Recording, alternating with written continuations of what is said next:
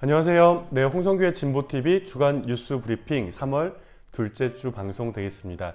오늘도 5가지 소식 준비했는데요. 이번에는 정말 고민이 많았어요. 제가 보통 노동, 정치, 사회, 국제 이렇게 뉴스들을 소개를 시켜드리는데 지난주에는 소개시켜드리고 싶은 뉴스들이 너무 많은 거예요. 예를 들면 대표적으로 지난주에 가장 뜨거웠던 이슈가 윤석열 정부에서 이 노동시간과 근로시간과 관련한 그 개정안을 냈는데 지금은 대한민국은 주 40시간 노동제이고 한 주에 12시간까지 초과 노동을 시킬 수 있기 때문에 최대 상한선이 주 52시간, 그러나 8~5~40, 주 40시간 노동제잖아요. 근데 이것을 어떻게 팍 몰아서 시킬 수 있게 해가지고 노동부의 발표로는 주 69시간, 그런데 노동부의 발표는 6일 근무를 했을 때를 친 거예요. 근데 노동부가 발표한 그 규칙안을 보니까 7일까지도 일을 시킬 수 있는 거죠. 그러니까 꼬박 한 주 내내 일을 시킬 경우에는요, 최대 주 79시간, 80.5시간 요 정도까지 시킬 수 있다고 해가지고 난리가 났잖아요. 근데 오늘 소식에서는 벌써 이 소식 다 말씀을 드렸는데 과감하게 이 뉴스를 뺐고요. 대한민국의 5가지 뉴스로 현재 2023년 3월의 대한민국의 풍경을 좀 살펴볼 수 있는 그런 뉴스를 가지고 와봤습니다. 궁금하시죠? 네.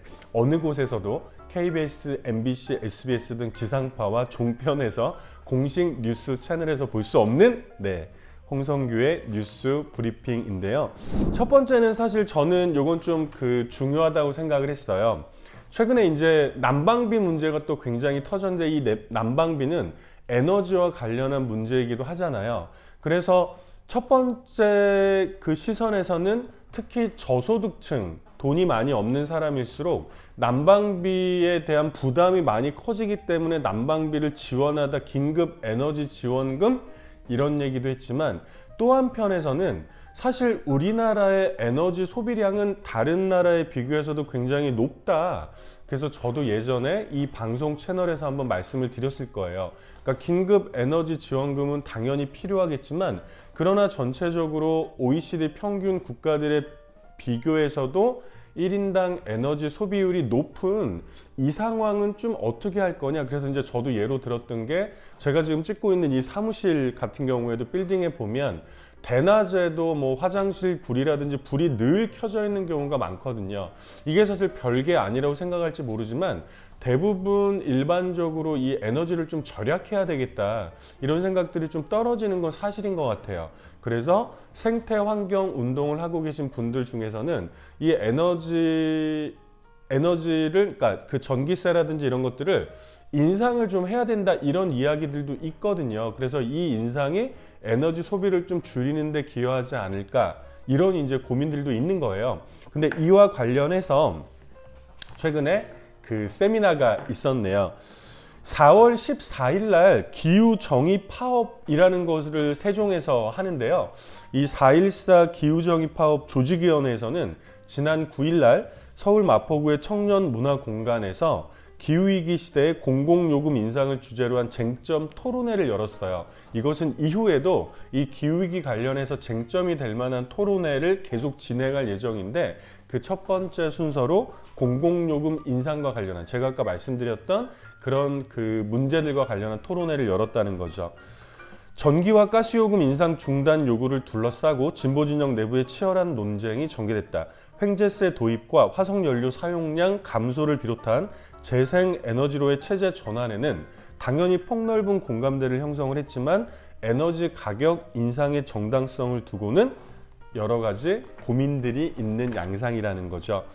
예를 들면 한쪽 부분에서는 공기업 재정 건전성 우려에서 출발한 에너지 요금 인상 주장에 진보 진영이나 기후위기 진영이 부합할 필요가 없다라고 주장을 하기도 해요. 이날 자리에서는 나원준 경북대 교수가 이런 얘기를 대표적으로 발표를 했는데요.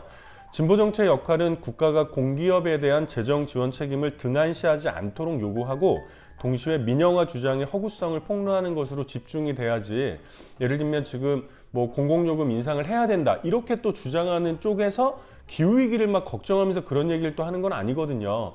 이 공공기관들의 재정이 부실하다라고 하면서 이제 얘기를 하고 있는데 거기에 부합할 필요는 없다라는 거죠. 그래서 이 나원준 교수 얘기를 조금만 더 들어보면 우리가 공공재 이런 얘기를 많이 하잖아요. 근데 이 공공요금 관련해서는 가치재라는 규정을 좀 내렸어요. 누구나 필수적인 최소한을 소비할 수 있어야 하는 상품 서비스다 라고 이제 제정을 했는데, 동시에 아까도 제가 말씀드린 것처럼 에너지 요금 인상이 또 필요하다라는 주장도 있죠. 예를 들면 생태주의적으로 에너지 사용 총량을 억제해야 된다는 요구에 근거해서 나오고 있는 거예요. 뭐 저는 좋은 그 토론이라고 생각을 합니다. 그리고 저는 우리도 다 고민해 볼 만한 문제인 것 같아요.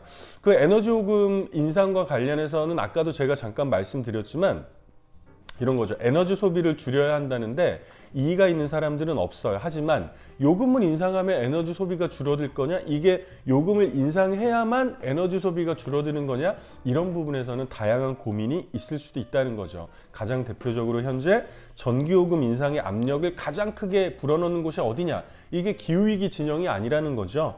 전기를 공공재가 아니라 상품으로 보고 있는 뭐 윤석열 정부나 공공기관이나 이런 데에서 주장을 하고 있는데 여기에 부합할 필요가 있느냐, 좀 다른 고민을 할 수 있는 거 아니야?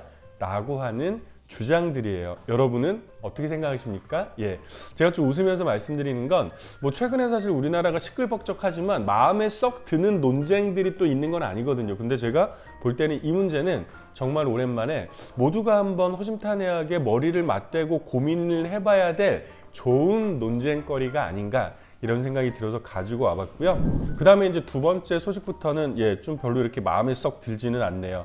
일단 두 번째 소식은요, 이런 겁니다. 경향신문에서, 여러분 기억나세요? 헌법재판소에서 지난 4년 전에 2019년 4월에 낙태죄를 헌법 불합치 결정을 했어요. 좀 쉽게 풀어보면 사실은 뭐 주변에서 이 뭐 임신 그 중단 수술을 받은 경우는 뭐 암암리에 굉장히 많이 알고는 있는데 그게 사실은 엄밀하게 말하면 불법이었잖아요. 이게 낙태죄라는 거였는데 이게 헌법 불합치 판결을 받았다는 건 이건 죄가 아니다 라고 하는 거죠. 끈질기게 굉장히 수십 년 동안 싸워왔던 결과라고도 볼 수 있는데, 문제는 뭐냐면 이런 거예요. 여러분들도 이 방송을 보시는 분들도 주변에 뭐 아름아름 이 임신 중단 수술을 받았던 경험을 살펴보면 뭐 그냥 아는 뭐 암암리 알고 있는 병원들을 찾아가서 뭐 등등 막 이런 게 있는데 이미 4년 전에 낙태죄는 죄가 아니에요 라는 판결이 내려진 이후에도 상황은 달라진 게 없다는 거예요. 임신 중단을 선택하는 여성들의 입장에서는 여전히 깜깜이고 어렵다는 거죠. 와, 이거 정말 심각한 문제 아닐까 싶어요. 왜냐하면 이 수술 과정이 또 많은 분들이 또 경험을 하기도 하지만 정말 위험한 경우들, 그래서 목숨을 잃는 경우들도 종종 있잖아요. 낙태죄가 폐지된 지 곧 4년이 된다. 헌법재판소는 2019년 4월에 낙태죄를 헌법 불합치 결정을 했다. 임신 중지는 범죄의 굴레를 벗었지만 변한 것은 별로 없다. 임신 중지를 어디서, 어떻게, 얼마에 할 수 있는지 같은 구체적인 정보를 구하는 주요 통로는 여전히 인터넷 검색이다. 국민건강보험이 적용되지 않아서 비용은 들쭉날쭉이고 세계보건기구 필수 의약품인 유산유도제도 국내에서는 정식으로 구할 수가 없다. 형법이나 모자보건법 등 관련법 개정도 여전히 안 되고 있죠. 국회 논의는 지지부진하고 정부는 입법 공백을 핑계로 손을 놓고 있다. 임신 중지에 관한 의료적 가이드라인이 없어서 현장의 의료진들도 의사들도 모든 것을 각자 알아서 판단해야 되는 상황이다. 임신 중지는 이제 보편적인 건강권이 되었지만 현실은 거기에 전혀 따라가고 있지 못하는 거죠. 그래서 지난 3.8 여성의 날을 앞두고 경향신문에서는 임신 중지가 보건의료 서비스로 자리 잡지 못하고 있는 상황을 두 차례에 걸쳐서 기사를 내보냈고요. 저는 그중에 오늘 첫 번째 기사를 갖고 온 거예요.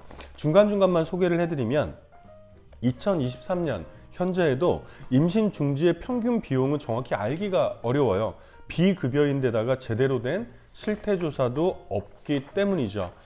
김새롬 서울대 보건대학원 연구교수는요, 암수술을 누구는 200만 원에 하고 누구는 2,500만 원에 한다고 하면 사람들이 안 받아들이겠죠? 라고 말하면서, 그러나 임신 중지는 병원마다 가격을 달리할 수 있고 환자는 협상력이 없기 때문에 내라는 대로 내거나 돈이 없으면 시술을 받지 못하는 상황이 여전히 이어지고 있다라고 얘기를 하고 있습니다. 다른 나라의 경우는 어떠냐면요. 임신 중지가 비범죄화 됐지만 사실상 모든 것이 공백 상태인 우리나라의 상황은요. 다른 나라랑 비교해 보더라도 차이가 많다고 합니다. 세계보건기구는 지난 2005년도에 그러니까 20년 전쯤에 임신 중지 약물인 미푸진을 필수 의약품으로 지정을 했고요. 안전한 임신 중지를 위한 가이드라인도 마련을 해놨어요. 그러나 우리나라에서는요. 이 4년 전에 헌법 불합치 판결이 나고 나서 이 수술을 담당했던 시행했던 의사들도 이제 다 공개적인 좀 토론장으로 나오지 않을까라고 기대를 했지만 그렇지 못하다고 합니다. 그래서 여전히 임신 중지의 사회적 맥락이나 학술적인 측면 그리고 세계보건기구의 인권 기반 가이드라인을 계속 소개를 하고 이것이 메인스트림이다 라고 이야기하는 목소리가 더 커져야 되는데 아직까지 잘 안 되고 있다고 해요. 캐나다에서는요, 산부인과 의사들에게 임신 중지 관련해서 훈련의 기회를 공식적으로 제공을 하고 있다고 하고요. 우리나라는 당연히 건강보험 적용 논의도 이제 시작을 해야 될 때가 아닌가 싶습니다. 세 번째 소식은요. 또 최근에 가장 뜨겁게 달구었던 게 국가수사본부장으로 임명이 되었다가 아들의 학폭, 민사고였죠. 아들의 학폭 문제로 낙마했던 이 정순신 아들 학폭 사건, 그리고 이게 아들의 학폭 사건을 넘어서 현직의 권력을 가지고 있는 검사로서 이후에 이제 철저하게 은폐하는 데 앞장섰던 이 정순신의 행태 또한 모든 사람들의 분노를 샀는데 우리가 잘 모르는 게 저는 이제 이 뉴스는 또 처음 봐가지고 어떤 뉴스냐면요. 한겨레 신문에서 그 이슈 팀장을 맡고 있는 박수지 기자가 낸 기사예요. 정순신 변호사들의 학교 폭력을 다룬 판결문은 지난 일주일 동안 수없이 보도가 됐다. 그 중에 언급되지 않은 부분 바로 이거거든요. 이 부분을 얘기하고 싶다. 재판부의 판결문에 뭐라고 나오냐면 지금은 판결문 내용이에요. 피해 학생으로서는 1학년 1학기 때 친했던 친구들과 분리되어서 본인의 의사와 상관없이 소위 H방으로 기숙사에서 배정이 된 거예요. 이 H방이 뭐냐면요. 이른바 블랙리스트 방인데 이게 기숙사 방 배정을 할 때 공식적으로 이미 있었다는 거죠. 그래서 이 피해자 친구 같은 경우에는 자기 방을 나와서 다른 방에 있는 친구를 만나러 갔다가 또 이 학교 폭력에 또 노출이 되기도 했는데요. 판결문과 한겨레 취재 내용을 종합하면 이들이 다닌 민족사관 고등학교 기숙사에는 학생들이 블랙리스트 방인 거예요. 블랙방이라고 부르는 방들이 있다고 합니다. 이 민사고는 전교생이 기숙사 생활을 하는데요. 방마다 3명씩 지낸대요. 학생들은 학기를 마칠 때쯤에 다음 학기에 방을 같이 쓰고 싶은 친구, 이른바 이제 화이트리스트고요. 같이 쓰기 싫은 친구, 이른바 이제 블랙리스트인데요. 최대 3명씩 적어낼 수가 있대요. 그런데 이렇게 블랙리스트로 찍힌 학생들을 블랙방에서 이제 지내게 한다는 거죠. 학내에서 공인이 된 선택받지 못한 학생들이 되는 거예요. 이게 왜 문제냐면 제도적으로 어떻게 보면 이제 그 청소년들을 이 교육을 해야 되는 이 교육시설에서 제도적으로 왕따를 공인한 것은 아니냐. 당연히 이제 이런 비판이 제기될 수 있는 거죠. 쭉쭉쭉 이제 기간의 사건들은 다 알고 계실 거고 이 기자는 다만 선택받지 못한 학생들의 방이 나올 수밖에 없게 기숙사 배정 시스템을 설계했던 학교는 블랙방을 만들었던 학교는 아무런 책임이 없는지 묻고 싶다. 당연하죠. 이른바 블랙리스트까지 모인 블랙방이라는 이름에서 엿보이듯 이 제도 자체가 일부 학생들에 대한 따돌림에 학교가 구조적으로 가담한 것이기 때문이에요. 가해 학생들에게는 블랙방의 이 존재 자체가 다른 친구들도 피해 학생을 싫어한다는 심리적인 면죄부를 당연히 줄 수도 있는 거고요. 당연히 블랙방이 없어진다고 학교 폭력이 근절이 되진 않겠죠.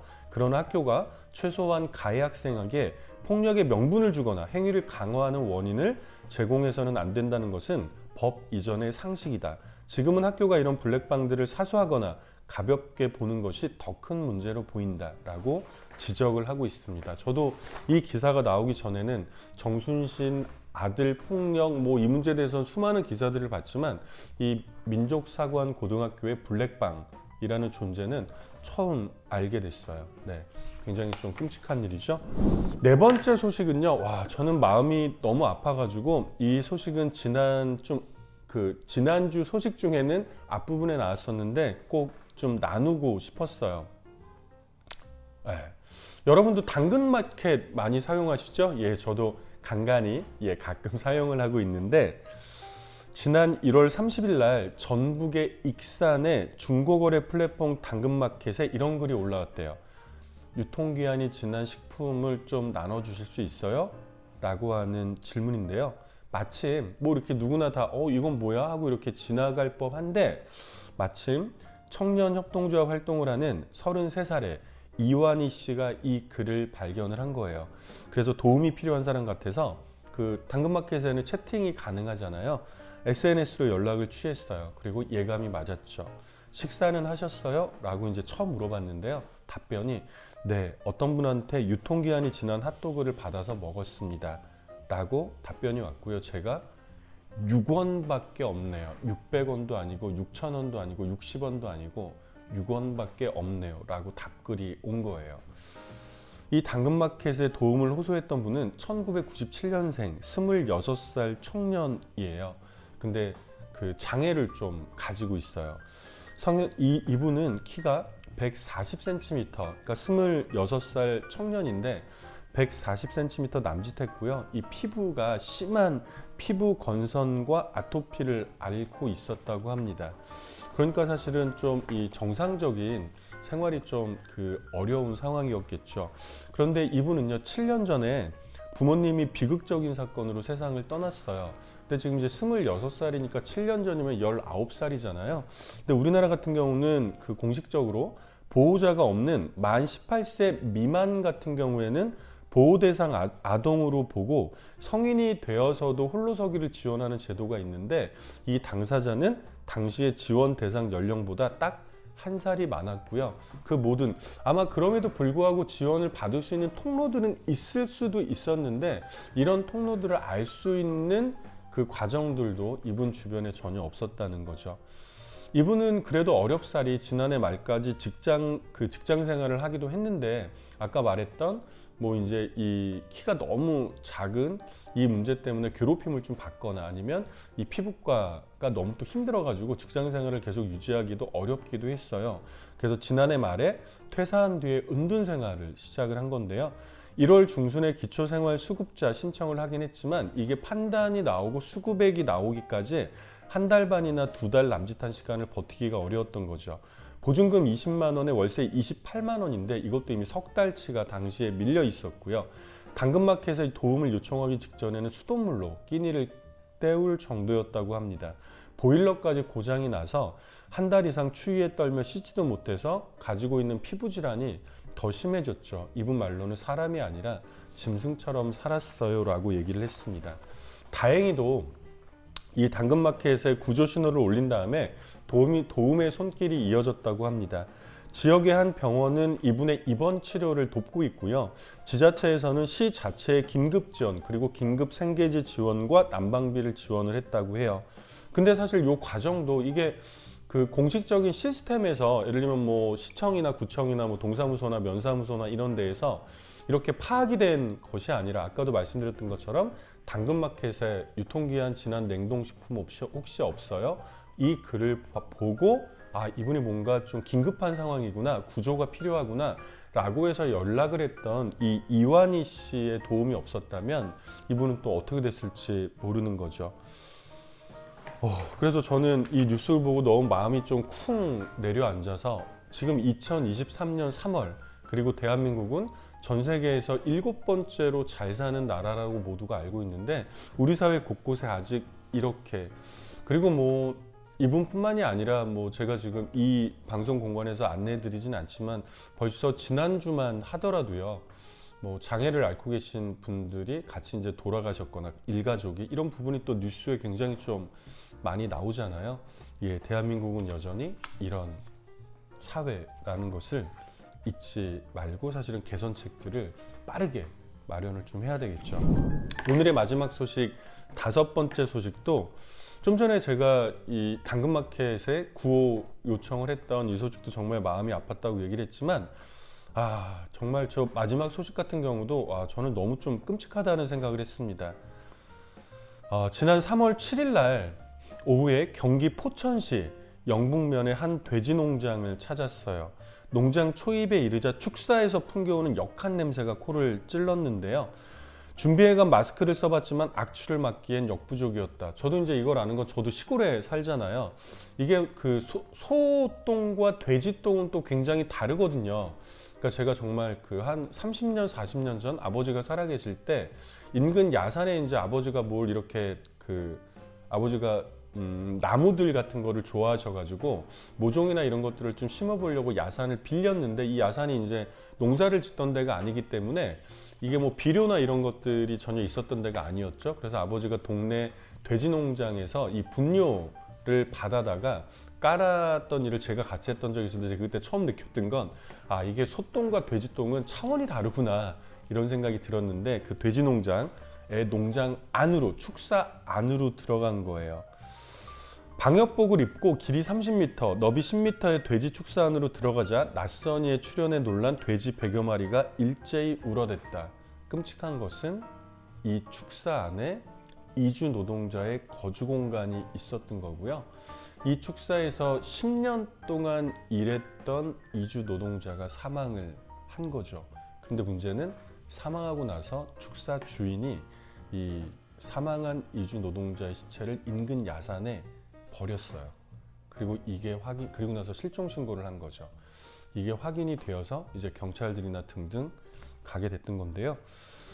이 돼지 농장에서 일하던 태국 이주 노동자 뿌라와 세닝문추 씨, 이분이 67살이에요. 그러니까 57살 때 우리나라에 와서 10년 동안 일을 하셨던 거예요. 이 농장에서만.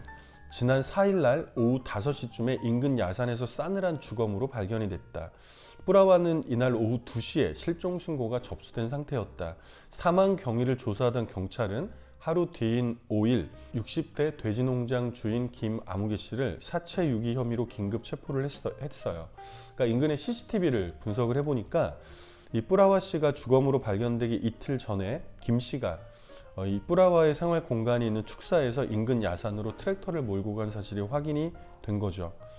경찰은 김 씨가 이 축사 주인이, 돼지농장 주인이 이 뿌라와 씨를 트랙터에 실어서 유기 장소로 옮겨간 것으로 보고 있습니다.